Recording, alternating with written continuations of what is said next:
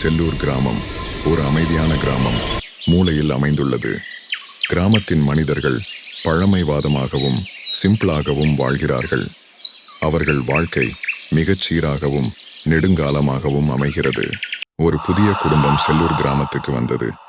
அவர்கள் நகர்ப்புற வாழ்க்கையிலிருந்து ஒதுங்கி புதிய தொடக்கத்திற்காக இங்கு வந்து உறைவாகின்றனர். புதிய குடும்பம் வீட்டுக்கு அருகில் உள்ள பாட்டியுடன் சந்திக்கின்றது. பாட்டி அவர்களுக்கு ஒரு பழைய கதையை பகிர்கிறார். இந்த கிராமத்தில் ஒரு ஆவி இரவு வந்து கொண்டே இருக்கும். அது பல்வேறு பொருட்களுடன் வரும். அதில் பூக்கள், பழங்கள், காய்கறிகள் உள்ளன. அவற்றில் ஒன்றுமில்லாத வீட்டில் இருந்தால் அந்த ஆவி அந்த குடும்பத்தினரை கொன்றுவிடும். அந்த இரவு புதிய குடும்பம் பாட்டியின் வார்த்தைகளை இழிவாக எடுத்துக்கொண்டனர். அவர்கள் மெதுவாக சிரித்து தூங்கச் சென்றனர்.